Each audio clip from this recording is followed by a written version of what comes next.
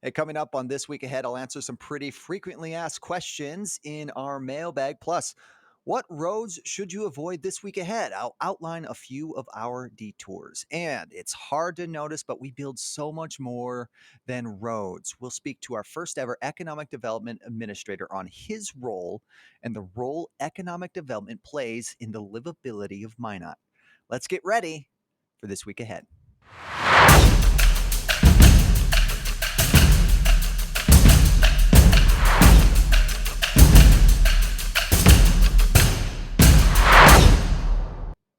Hey everyone, thanks for joining me and welcome in to This Week Ahead. If you've been paying attention to what I've written or read and broadcast the last 2 weeks or so, you should know construction season is here. That work just started and will grow as the weather gets warmer. But it's important to remind you that we do so much more than just build streets. Sure, we build water and sewer lines, but as your municipal government, we're trying to do everything we can to build a stronger community. But what does that mean? Good question, me. Well, it means we're looking at improving our zoning codes, for example, to make more comprehensive laws to the state of our community and easier use for the builders, the contractors, architects, and engineers. We're building safer streets by improving the way we patrol and focusing our resources on the right place. We're building assurance for you and your family by making sure our fire response time is among the best in the nation. We're even trying to build credibility and boost your confidence in us by proactively and reactively communicating to you. This being a great example. These are only some of those examples of what we're doing to build a better community, covering each aspect of tangible and intangible impacts to your life. Among the intangible aspects is economic development. That effort is important because it can create jobs, improve quality of life, and have a true and lasting impact to the future of Minot and the communities outside of it. It turns intangible ideas into real, tangible results. 2 years ago, in fact, the International Economic Development Council did an assessment of Minot and found several strengths that include our current partner, MACEDC, a renovated downtown that is ripe for growth, and our regional attractions that we have. That's where our efforts and our story begin. Minot has a magic fund, for example, that can help bring in new jobs and businesses. Minot has businesses that are already thriving and growing. Minot has a ton to work with, but we also have some holes to fill. That's per the assessment of the IEDC. The challenge is working with our fantastic community partners to fill those gaps. We've done much of that through community stakeholder groups. Now we need to cut to present day here. We've hired an economic development administrator, the first in the city. His name's Jonathan Rosenthal. We'll talk to him in just a minute. He's here to help build a relationship with those existing partners and then identify and fill those aforementioned gaps. It's a brand new department, but it's building something. This month alone, Council approved a program Jonathan brought forth, a parklet and streetery program that will allow downtown restaurants to expand seating into the streets safely, might I add, as well as efforts to resume the design and engineering of a community wayfinding program. Both activities have different payoffs. One, for example, is good for downtown commerce. The latter gears more towards tourism and the overall health of the community. But both are examples of the tangible actions we're taking to create a stronger economy in the Magic City. It's only the start. With our fairly new formed community development department and our adjacent community partners, we're building something more than just roads. It's a roadmap that brings us forward. Now let's get a better idea of what this map may actually look like, the work it takes, the effort that's has already been done. I want to bring in the city's first ever economic development administrator, Jonathan Rosenthal. Jonathan, good morning, welcome, and thanks for joining us. Good morning, you. Jonathan, I want to start with you, and then we'll go on to what you're working on. Jonathan comes from, he comes with a wealth of experience and knowledge. The only knock I can find is he's from the East Coast. Okay, so cut him a little bit of slack. But we can work with that. Jonathan, tell us a little bit about your background in economic development and what helped you correctly choose Minot. Well, I probably need to start with that I worked in Des Moines, Iowa, so I want to, claim some Midwestern experience. I mean, I met my wife in Des Moines and, spent a fair bit of time there. Um, uh, but my background, my master's degree is in public finance from the Maxwell School at Syracuse University. I've worked in, I mentioned Des Moines, I've worked in Syracuse, New Haven, Connecticut, Bristol, Connecticut, Johnstown, Pennsylvania. I'm probably missing a few other places. And actually, you mentioned IEDC. When I was in graduate school, I interned in Washington, D.C. for one of the precursor organizations, the National Council for Urban Economic Development. Um, now, um, I was recruited with a headhunter to come out to look at this place. But people think, people accept jobs and it's all a one-way street. But you have to be convinced that, at a certain point, that it's a worthwhile thing to do, especially when you're relocating. And I think you covered a fair bit of that in your intro. Uh, there's so much going on here. There's so much to work with. The fact that the city has dedicated some of its sales tax to doing a variety of activities. It includes the Magic Fund, but there are other infrastructure elements that are covered. Uh, I think they're building an organization. It isn't just about economic development. Related items are making certain that our development organization, our planning, other community development activities, our uh, inspection services and building department, which are connected to this department, are all doing their best to make development a good experience in Minot. And so, having seen that commitment, I felt that it was worthwhile to come here. And I would also add, and again, talking about the IDC study, there have been a number of planning studies where the city's taken a deep dive into what it needs to do in order to be successful. You mentioned in your intro about a roadmap. There have been several roadmaps through the planning processes that have been done. And I think that uh, people will complain about plans as something, you put them up on the shelf and they never get heard from again. That only happens if you ignore what you're being told. Uh, one of the things that, although I come with a variety of experiences that are related to some of the needs here, and I certainly have ideas of best practices. The fact is that the community sat down and said, "This is what we need." There were dozens of people involved. It was open to the community to make comments, and they made the roadmap. So when I was brought in, it was clear that the IDC study and some of the other studies were something that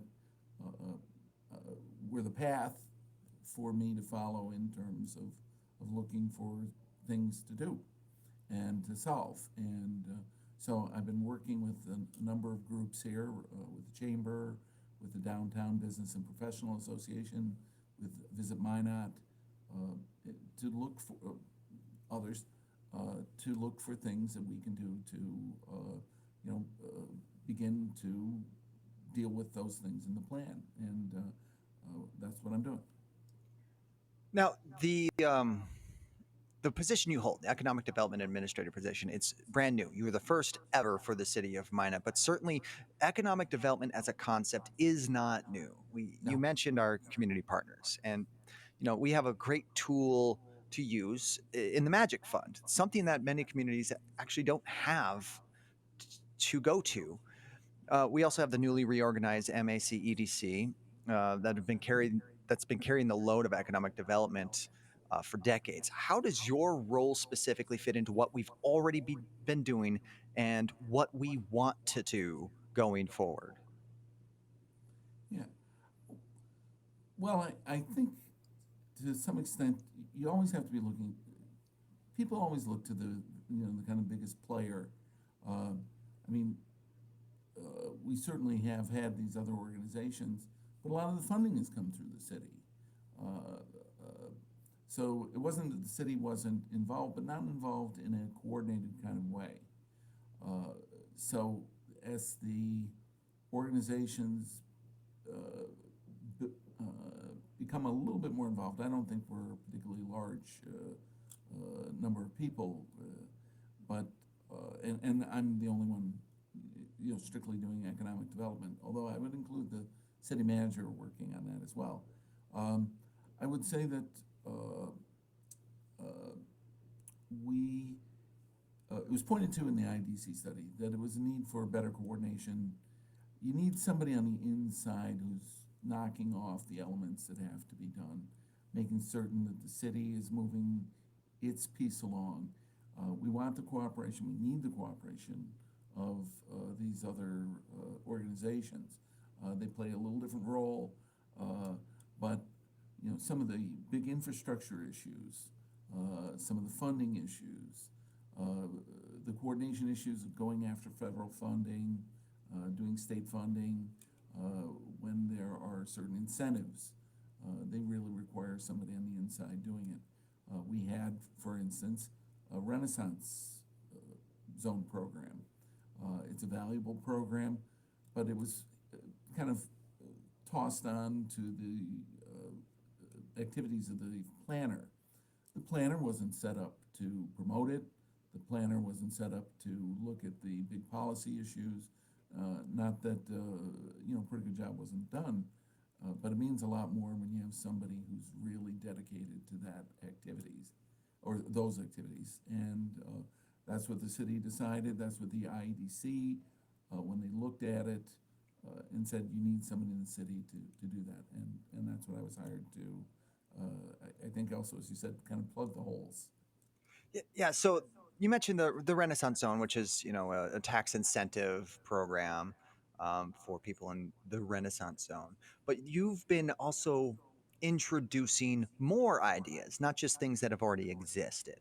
I mentioned one program you already had council approval on. It's the Parklet and Streetery program. I love this idea. It was really cool. We worked together on this, and you mentioned that And it's thank you. this works.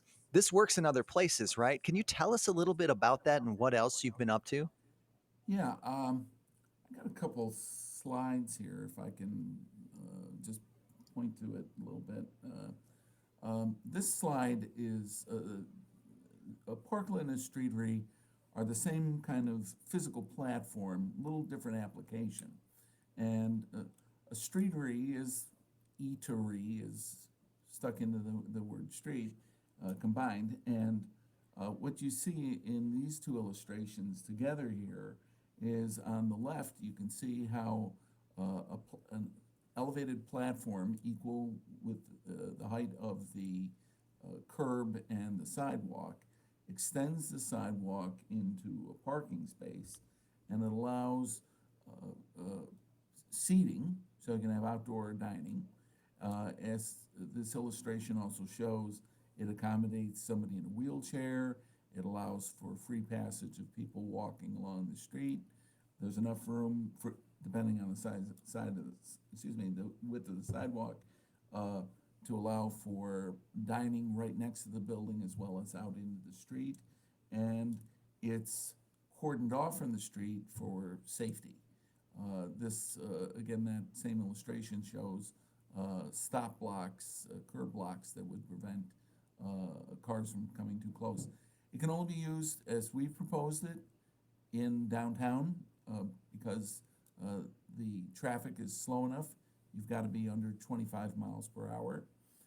And there's also designated parking lane. If you were to do this on a street like Broadway, traffic is too fast, there's not really a parking lane. That prevents it from being done. And the illustration on the right-hand side of this same slide is shows how in cross-section how there's a barrier on the backside of where these folks are sitting, and then there's a 3-foot high happens to be landscape barrier. It prevents somebody from going into the street, and how it's leveled beneath the platform to allow for drainage and so forth. And then it also shows that it's equal in height to the and level from the existing sidewalk. And I think this will open up the possibility of more dining. You'll see more people on the street. It's engaging in a lot of ways. People can use low voltage lighting, things like that that can make it more interesting. And a parklet is a version of this that really is meant to be just what it says, a parklet, a small park. I think we'll see less of those, but I was speaking, I know we have interest immediately from one dining place, and I think we'll get two or three in short order, if not immediately this year, then over the next year or so. It'll be really So great to see these kind of blossom across our main street, right? Because this is downtown yes. specifically, but these are really cool concepts that we could see almost immediately. Yeah, look, there are some things that can be done, in downtown that can't be done everywhere. But on the other hand, there are things that are done in, some of those more suburban style developments that can't be done downtown either, especially if they need a lot of space, a lot of outdoor display space. Uh, there's different parts of the city accommodate different kinds of development. So when you talk about here, let me pull it up again so we can get a look at it. When we talk about things like this, the eateries and the parklets, and any other kind of programs that are like this, how do they actually benefit the city? Why is this a good program for us to utilize? Well, over time, you get more development. Um, the city benefits from a certain portion of the sales taxes.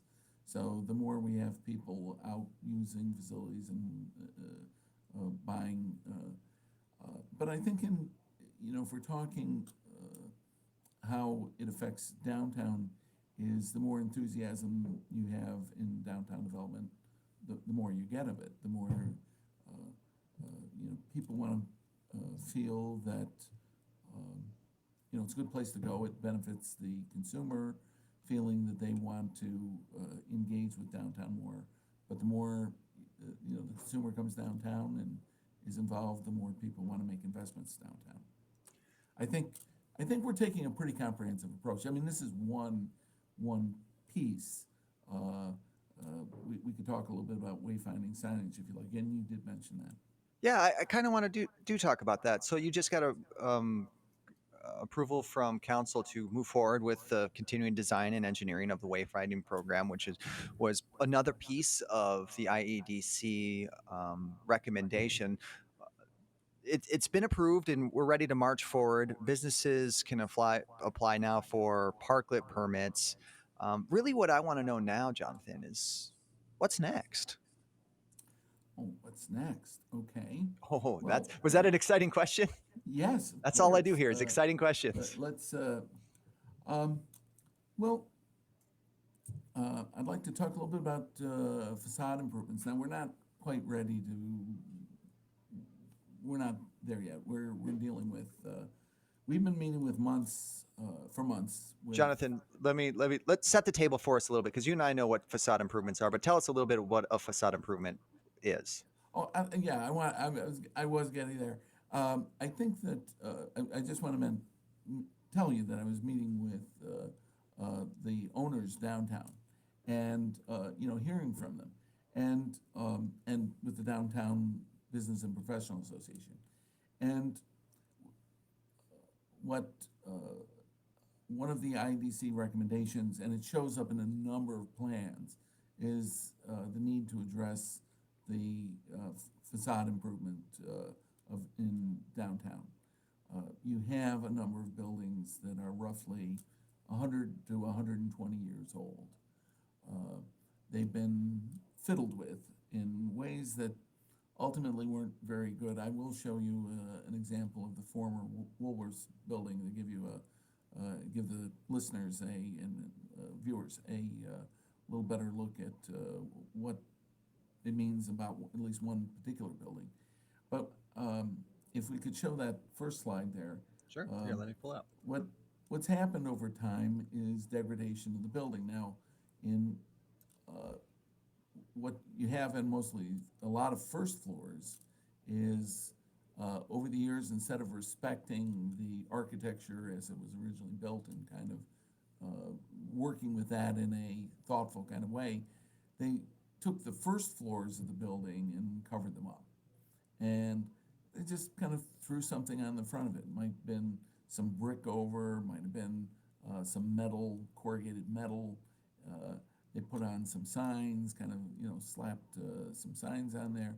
And I certainly don't blame any of the current owners that these buildings were in this condition when these businesses moved in. But in the case of these two buildings, there's been some damage. The brick building on the right has had a cornice removed, and it's exposed a lot of soft brick. There's some wood up there that was meant for nailing surfaces. All of that's exposed. When that's done, and you can see the building was built in 1905. All of that will eventually damage the building in a substantial way. The windows are old and leaky and energy inefficient. They're attractive enough, but they need attention. So essentially, the building needs attention from top to bottom, and it's relatively expensive at this point. I would point to that there's a market failure in terms of how much rent can be faced, the amount of demand for the buildings, and then the cost of them. In the building on the left, you can see that the second floor, somebody put in these teeny tiny windows where there used to be several large windows all together, and threw in some plywood to fill in the space. That is repeated over and over and over again on Main Street and elsewhere in downtown. The little bit of the building showing next to the building on the left, there's actually a ballroom on the second floor of that building, and it's completely covered up. You'd have no idea that there's anything up on the second floor. So a facade improvement program helps the owner, changes the economics that allows the owner or the tenant to make changes that are required. That the view that we've taken, that we're going to suggest, is that we do a complete rehab top to bottom of the buildings, and that we need to do it so that we have an impact in the community to change the visual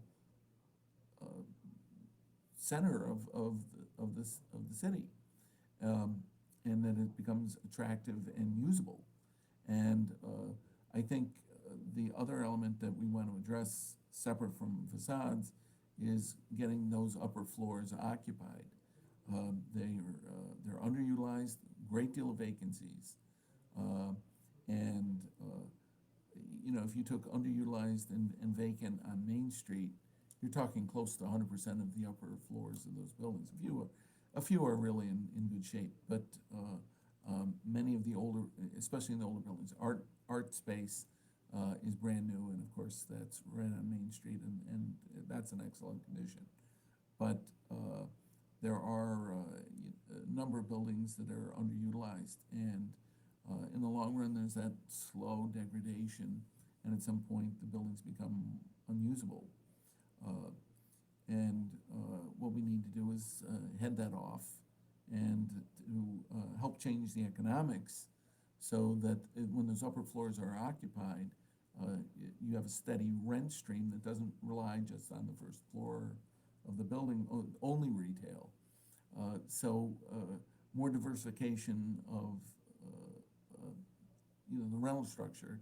And I think most importantly, and this is also pointed to in the studies, is you need more people with disposable income living downtown who spend money, and they go to the restaurants and the bars and the retail places downtown, and that changes things. I think we're going to have other opportunities as the hospital makes some changes. when we resolve some of the legal issues with parking garages, the areas above that. But in the meantime, getting those buildings in order would be very positive for downtown in terms of changing the economics. So you mentioned a lot about downtown. A lot of your projects are downtown, and that's really around the centric idea that IEDC focused quite a bit on downtown. But that's not all we're doing for our community. We're we're not just looking at one aspect. We're looking at everything, right? Can you name a few things that we might be executing as an organization to help with all of your efforts across the community wide? Yeah, absolutely, and that's really important. Uh, Whatever the importance of downtown, we care about the entire city and we work on it.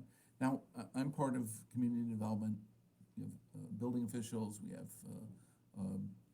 the inspection people and planning people, and we've worked on a number of programs.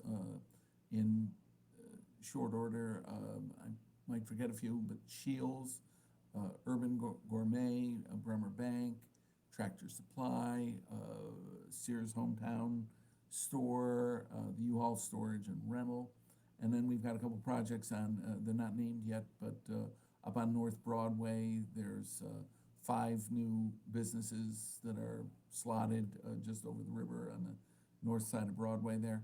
Um, all of which the city has encouraged and worked with. The ones on North Broadway qualified for Renaissance Zone assistance, and we've worked with the owners on that.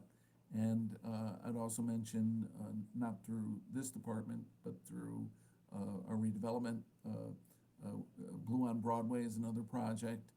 It's got a little park involved,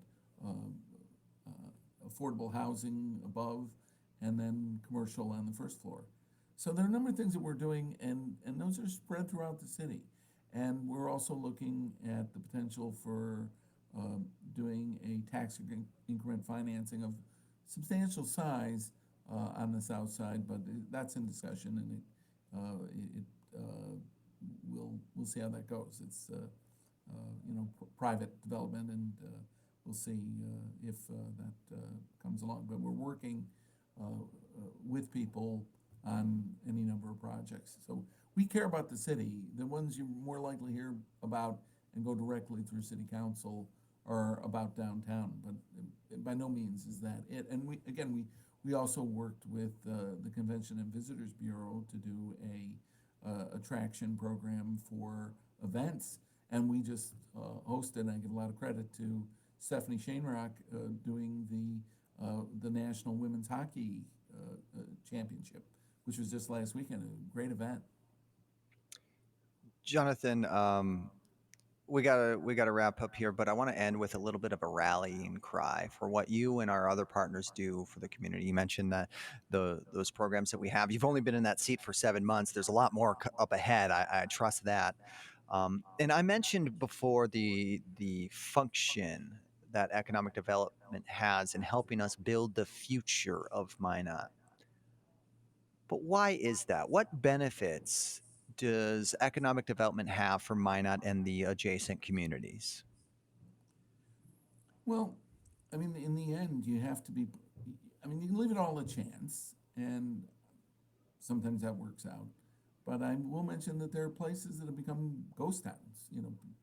The businesses left slowly. The people left, and we can proactively work to make certain that we're attracting and keeping the jobs that will benefit us in the future. That we make the kind of infrastructure investments that, um, I, some of it's about the economy, but some of it's about general quality of life. That we're making the kind of investments that make people want to live here. That people can travel, and people can locate. They can go to other places within the state. They could go to Fargo or elsewhere. They can go to other states, maybe not so far away, but people go to Denver and Minneapolis and so forth.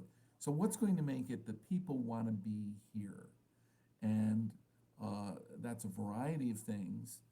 And I really feel the city is dedicated to all those things, and I work with some really tremendous people, and we're trying to do integrated economic development, integrated development with engineering and public works. Uh, I know that's the city manager wants us working together, communicating. Um, uh, but in terms of economic development itself, it's looking closely at what those jobs, what those investments are going to be for the future that pay dividends in the long run. And I think that when we talk, for instance, I want to talk about the whole city, but when we mention downtown, are those things that we do going to attract more businesses in the long run? Are people going to want to be in the city, continue to live in the city, come back, as they've gone, off? And I think we're also going to attract people from north central and northwest North Dakota, and people who maybe want to live in a little bit bigger place than the town and have a few more opportunities than the smaller towns that they've been in.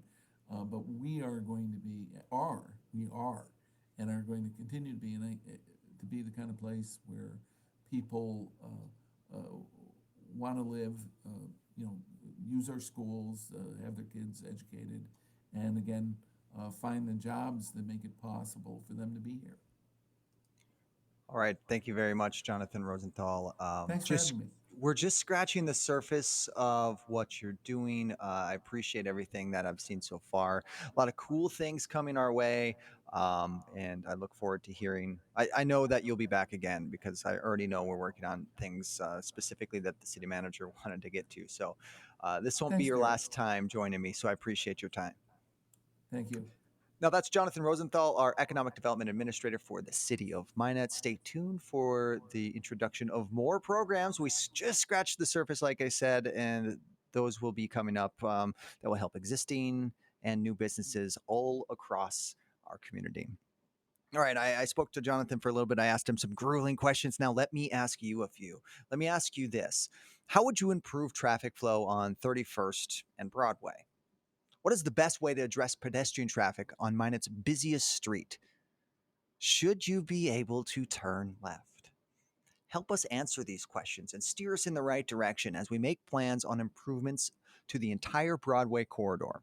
This week ahead, you'll have a chance to get that data that we found on Broadway and weigh that with some of the solutions that we have going forward. There's a survey you can take now.